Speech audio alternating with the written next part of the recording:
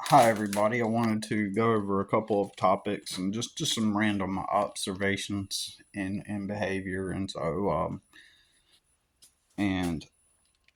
there's some stuff I'm going to say. I'm not going to talk about it in depth, um but I let's get right to it. Uh my son's mother comes to pick him up in a truck in her car, which is like an older style. I want to say it's like a late '90s. Uh, I forget what you call those things. It's like a late '90s style. Oh man, Crown Vic, I think is what it is. Yeah, yeah. So and uh, and I want to just point out some narcissistic behavior, like pure actual narcissistic type of behavior.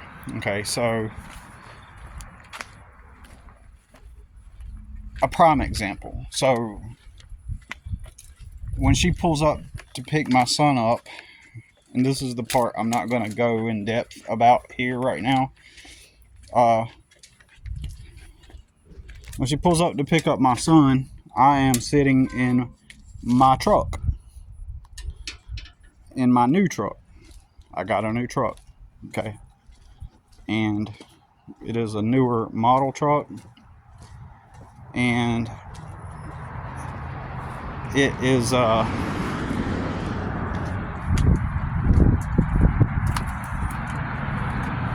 it's a newer model truck, and I am very fortunate to have had some good luck. That doesn't take me out. That doesn't bring me out of the muck, but it is definitely a way better situation to be in, as far as like, man, I gotta weed eat that all over again. I was trying to weed eat this or edge this with a weed trimmer when it was dark, and so I missed some spots. But anyways, my bad, y'all. I gotta get these roses cut today. Gotta do some weed eating. Anyways, my bad. Let's get back on topic. So she pulls up. When she pulls up, I'm sitting in my truck, and it's clearly a newer, nice, relatively nice looking truck. And so she says, and I got a couple. By the way, I got a couple more, one or two more topics also that I want to talk about too.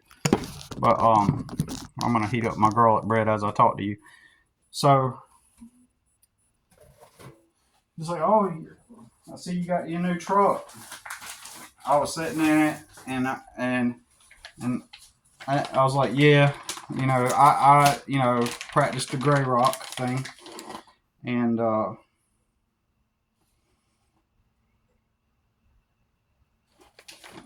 it goes directly in the oven like this. So, anyways, my bad. So, give me a moment. I know I keep saying that, man. My bad, y'all. Okay, so I'm gonna make my lunch while I'm talking. Okay, so, oh man, I gotta clean out a plate or something. Anyways, so if you're new here, my bad. I'm trying to. I'm trying, man. So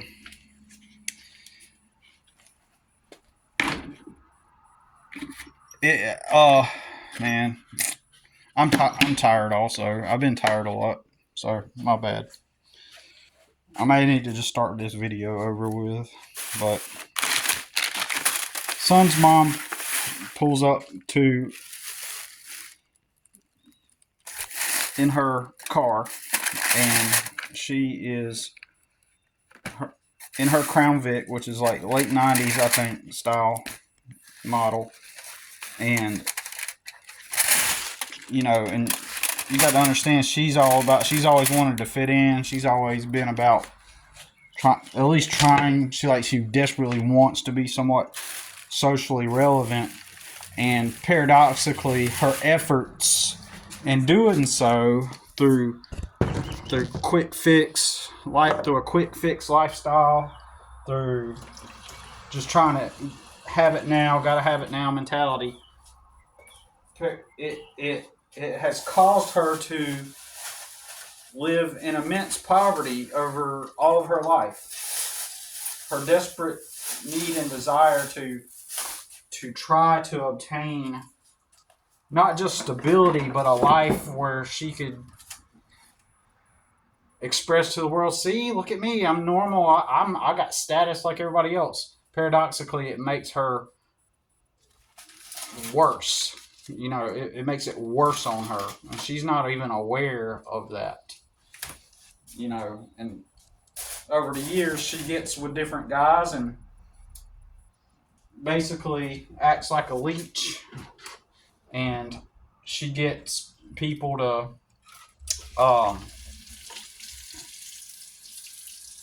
she gets with a guy and she tries to demand that they conform to her will. That's what it boils down to. When she meets a guy, she immediately exerts a position of authority, and she tries to get married. Each guy she gets with, she tries to marry. And by doing that, she then attempts to leverage, okay, well, we're married, and so you have a duty as a husband. And so she leverages the marriage to exert some kind of, she relies on the scripts of morality, right? And ethics and morality in order to gain control. So if you marry her, it's not because she necessarily wants to get married. Maybe in her mind that's the way she thinks, but it's practically simply because she's going to leverage all of the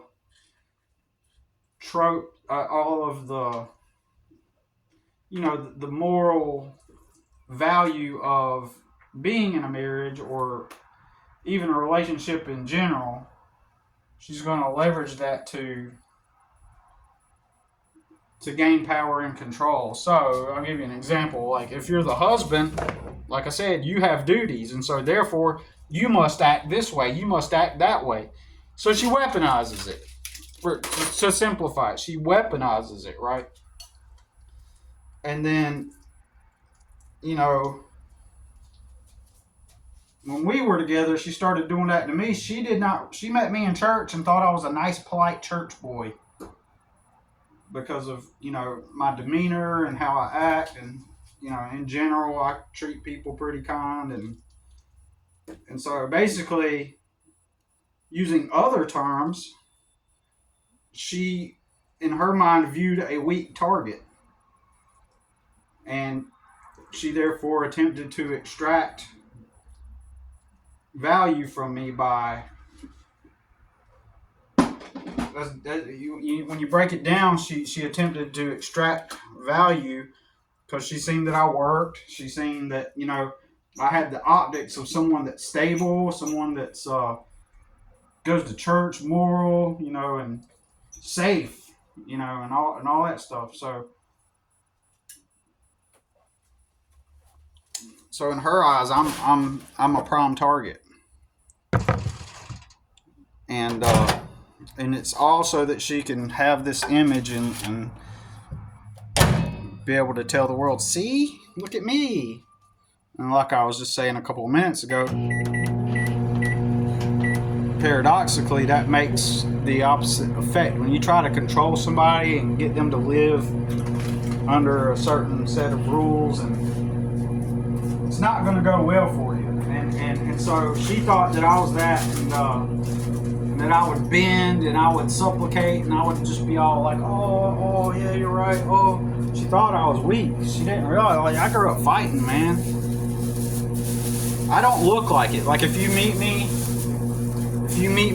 you're probably gonna think, oh, it's little Billy. He's this passive dude that's just kind of quiet. Yeah, it's little Billy. You're gonna think that, but you're not gonna know that I grew up fighting and from bad neighborhoods, and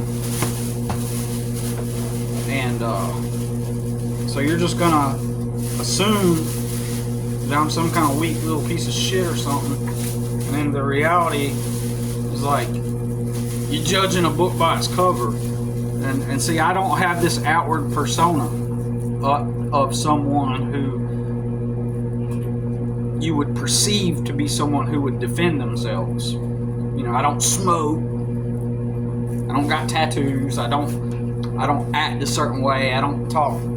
I don't try to talk and act tough. I don't act like, you know, I don't got this aura, no bad boy aura. None of that stupid shit that people project out into the world, you know. I don't have to put on a show. I don't have to act. So, anyways, and just, yeah, so this makes people automatically perceive me as weak, right? By default. Oh, he's a weak little shrimp, little whatever. And I mean this legitimately. It shocks people. I mean this like actually. It actually shocks people, because sometimes this makes it to where people think that they can have a little fun and have a good laugh at my expense, and then I'll say something to them, or not say something to them, or whatever, right? And then they act shocked. Oh. So, and this has caused me a lot of problems, right? It's caused me a lot of problems too, because when I don't want to have to walk around with like an edgy, like, I don't need to make a face. I don't have a need to feel validated, or I don't need to put on a tough boy act. I don't need to put on a tough guy act. So this caused me problems is because those same people that would do that type of thing at me or towards me are the same, once they see that I am not that guy actually, it offends them. I'm small in stature, okay? So I think that at some level, when they see the little short boy that we thought that we could have some fun with actually has more balls than us, and I'm talking about like privileged dudes who come from stability, and they got the look of the bad boy type, and they show up at work, they got the nice car, and they're like, shit, you know,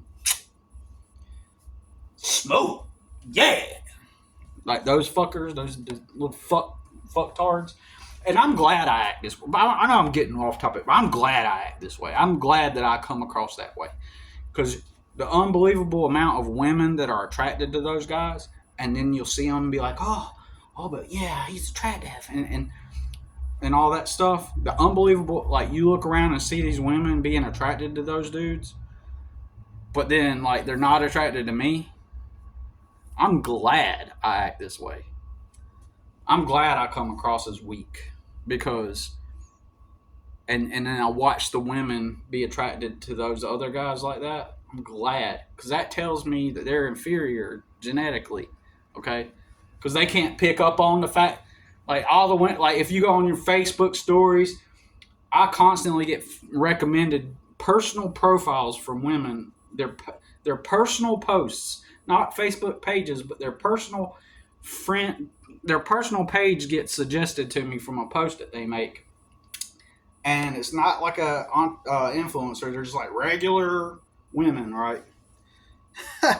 They're just like regular women. and they're talking about all this and the guy and the I finally learned that, or all the men this and that, and it's like I know exactly the types of guys you date, you know, and something in your brain initially never registered that the dude was faking, and so then I'm morally obligated to be attracted to those. The society says I'm morally obligated to be attracted to those girls and give them a chance because now they've learned their lesson. Like you didn't pick up on it in the first place, right? You know, um, to some extent, it's context dependent. Like my son's mom was a bad decision on my part, right? And you see, I never repeated the pattern ever since I split with her. You know, I left her, right? I left her, but then she began the narrative that so she needed to double down. She needed to be the winner, which is the narcissism. She needed to be the winner, so she went around making sure everybody knew that she divorced me, right? So she had to go around making sure that everybody knew, you know, I divorced him, I divorced his ass, making it sound like, you know, that she was the winner. The reality of it was I left her. And while she physically drew up the paperwork first because I was poor working my job, you know, I didn't even think she would be able to do it, but I didn't even think she would be able to, you know, to do it due to lack of money or something. And I didn't know much about it at all, really, frankly. Like, but in a very short amount of time, someone gave her a couple $1,000. Like me, I've always actually worked in my life, right? So I couldn't just go to somebody and say, hey, you know, you got a couple $1,000 for an attorney. I couldn't just do that. Plus, you know, she's the single mom. The dad left the family. Oh no! Like, it will offend women, though. But I know the types of guys that y'all choose. You know, and then society says I'm a bad person. You know, especially the ones that do it again and again and again and again and again. Then they're posting, "Oh, I hate men. Oh, all men are this. All men are that." And so, so I find it kind of a little bit, you know. And I'm even going to argue. I'm going to argue that me getting with my son's mom, I'm going to argue that while it was a mistake, it's not the same. It is not the same as these women getting with the wrong dudes all the time, right? It's literally not the same.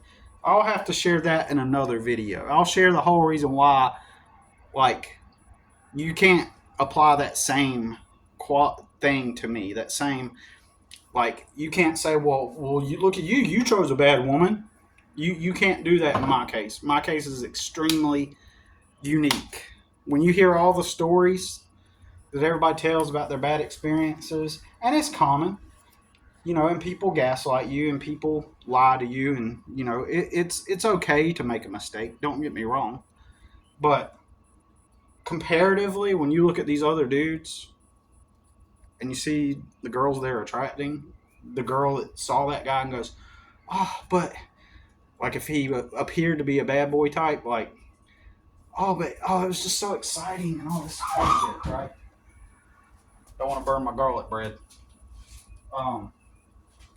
Yeah.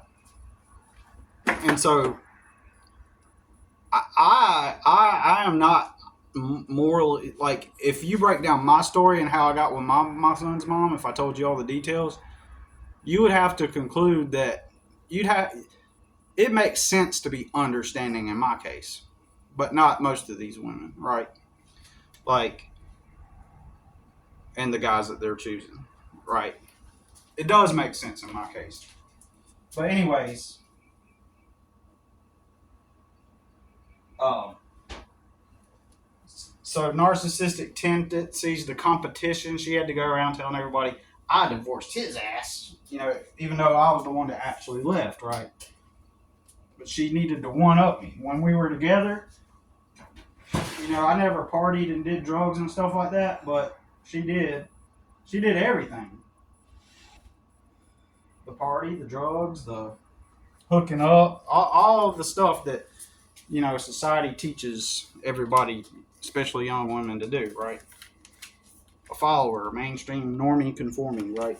So anyways, so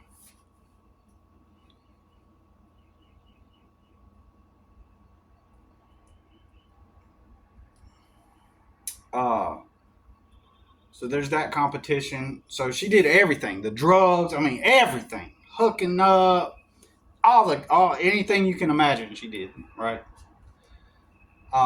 She did all those things, unbeknownst to me. I just kind of thought she was just a regular dipshit Southern girl who parties and does the drugs, and then she changes her life around and gives it to Jesus, right? Just the typical thing, right? But anyways, but one of the things I did do though was go to a strip club with my buddies.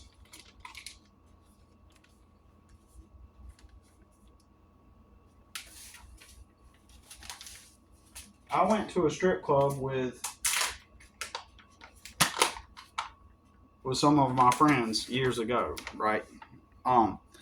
And when I was 18, and that's the extent of my wild party days, or whatever. So, but I never did party like that. I never did do the drugs.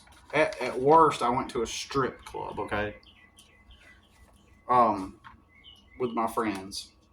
When she found that out, she had to one up me. She had to one up me, okay. She just had to. She had to go to a strip club. Retroactive jealousy. She was infuriated that I had went to a strip club, and and had to one up me and had to go get a lap dance.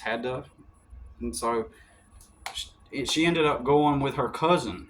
Like, her cousin was also a party girl, partied with her and stuff, and and she ended up using up all of her cousin's money. Her cousin paid for everything, and I heard her cousin say she'd never do anything with her again, right? But anyways, that's part one. I think I'm gonna eat lunch. Maybe I'll go ahead and finish it up. So she pulls up. I'm in my truck, and she's oh, nice truck. My son comes out because she's taking him to lunch, because he told her he doesn't want to stay the night over there. He just wants to hang out with her on occasion. So they're going to go to lunch, and then she invited me to go to lunch with them, but there's no way. If you can imagine, especially those of us who have worked in with the public, y'all get it. She's one of those people. Oh yeah, at the restaurant. Oh, this looks like this, but did not. I don't really like this. Or, the service. Somebody basically has never worked with people, because she's got to live free all of her life, and the only reason why she has an apartment to live in now is because her current husband, who they are legally separated by a restraining order. Yeah, the only reason why she's able to live like that is because he gets to live with his dad. Dude had $500,000 when he got with her. Anyways, he gets to live with his dad, and and his and go to work basically for free. So he pays for her apartment. Oh, Billy, that must suck. Well, he gets to fucking live with his dad, doesn't he? He's still got a place to live, despite being so stupid. he still has a place to live. He still gets a free place to live. No worries. Hey, still got a free place to live, even in a better position than I've ever been. Everybody's got it made, man. Everybody out there's got it made. Everybody I fucking know, every goddamn body, every fucking body has some kind of default basic place to live. And they don't have to work to get there. Or they got a place to live and they're maintaining it. They're maintaining from the privilege that they were born into. No offense to the good people out there. I'm not knocking that. I really ain't. It may sound like I'm knocking it. I'm not. But, you know, just like rich kids, I've met some rich kids, actual real rich kids, right? And I do not knock them for being rich. It's you know, you work from where you started from, right? But here's my cynicism here. The fact that I know so many people that just got it made by default and they still fuck up their lives. And then they complain about how hard life is. And they still, despite having all the stability they ever need, but Billy, you just don't understand. Billy, you just don't understand. I've had that said to me so many goddamn times. You got it fucking made. You can do anything you want. Virtually no repercussions, but you're still gonna go fuck up your life. You're still gonna pick that person. You're still gonna go out and do all the drugs. You're still gonna do all that shit. But Billy, you just don't understand. But you've always had a place to live, didn't you? You've always had a foundation. You always had a place to go back to. This is why I can't be around just people in general, right? Everybody's got it made, man. So, anyways. So the narcissism comes in. My son's sitting, they're about to leave. My son's in the passenger seat. And I say, and she goes, I see you got, she's like, you got your new truck? I was like, yeah. You know, it's not my ideal truck. It's not my ideal at all. It's a newer truck. It's a better truck. But it's not my ideal. It's not the brand that I like. So when I sit in it, I'm thankful. And I'm grateful. But there is something missing. The fact that I legitimately love Chevrolet trucks. Like, I've always loved Chevrolets, right? And it makes me feel a certain way, you know, and I like that I can work on them, and I'm a Chevy man. I really am, because like I just like my Chevys. Like, I could do without them. I've had to do away with all of my trucks I've owned. You know, I can get over it, but I'm just saying it's something that I like. So I'm not gonna get excited over even a new truck or a newer model truck. I'm not going to really get too excited about it. I'm going to be grateful and appreciative of its functionality and the fact that it's alleviated at least a little bit of my pain. I'm grateful for that. But it's nothing I'm gloating over. I'm not going around telling everybody, oh man, y'all check out my new ride. Like, if I would have gotten a 1985 Silverado, I'd be driving all over the place. I'd be showing up at people's houses being like, look at my new Silverado. Look at my 85 Silverado. That's my favorite truck. I'd love to have an 85 Silverado, 85, 86 Silverado one day. That literally is my dream truck. Okay, so anyways. And she was like, and so there's the narcissism. She immediately goes, she doesn't compliment the truck or anything. She doesn't say, oh, that's nice, or something like that. She goes, oh, she's like, I love my car. She's sitting in her car. She's like, I love my car. She's like, and it's got a 8-cylinder in it, just like yours. And I was like, actually, it's got a 6-cylinder in it, because it's a full-size truck. I was like, actually, it's got a 6-cylinder in it. She was like, it does? And she was like, well, then my motor's better than yours. But She's not even saying it in a condescending way, right? She's saying it in a cope way, and her brain's trying to rationalize. Oh, he's got this nicer thing than what I got, and she goes, "Oh, I love my car. It's my baby. I literally love this car. It's my baby. I love it." And there's the narcissism, right? There is the. I don't even want to call it jealousy. It's the feeling of inferiority for not having something as nice, and the need to compete. And so there's the narcissism, right? And that's a clear, demonstration of that narcissism. Um, and the need and the desire to feel like, and you got to realize, in her mind, she thought I was like the image of someone who did better choices than her. So that's why she sought to destroy me. Fundamentally, at the end of the day, she sought to destroy me because she resented the fact that I went out and worked in the world. I didn't do all the drugs and conform, and I didn't, because people tend to hate you when you don't. Shoot, people in general tend to not like you if they find out you didn't do all the drugs like everybody else. That's a normal thing. People will say, "Oh, you're probably that guy that would snitch. You're probably that guy who would be judgmental. You're probably that guy that would this, that. Oh, you're someone who can't be trusted.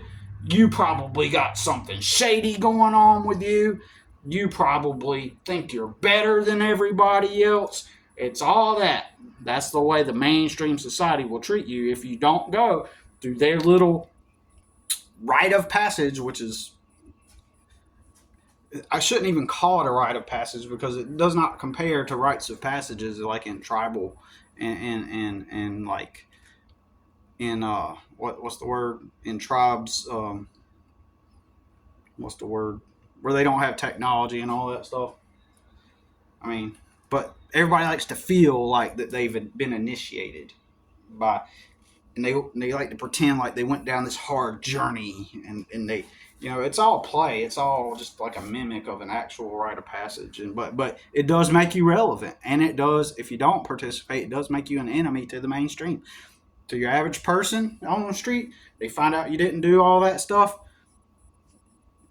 You're met with a cautious eye, with a certain look, and you become a social outcast as a result, as I've always said. But anyways, that's that narcissism. Of course, I didn't say anything. I just gray rock and neutralize it and downplay it. And I was just like, look, my the little truck is more comfortable than this one, and you know, I'm not a fan of the brand, but I got it because it made sense to get it. I'm in a rush. If I was not in a rush, I would have waited until I got a Chevrolet, right? But I was in a rush, and I was in a rush because I got to move out of here. I got too much stuff going on. I don't have time to just kick back and wait. And I'm the second owner. It's only had one owner, so I think I made a smart decision on that. So it's more out of practicality than anything, right? And it might help me in some social situations now. When I pull up to somebody's house, I'm not going to pull up in my old beater anymore. I'm going to pull up in the newer looking truck that looks nicer. And that's going to I look forward to meeting new people, getting new customers, and seeing how that changes how I'm viewed and stuff. But, anyways, appreciate y'all watching. Appreciate y'all sticking with me. If you've watched this far, appreciate you getting through my scatterbrain. But we'll see y'all in the next one.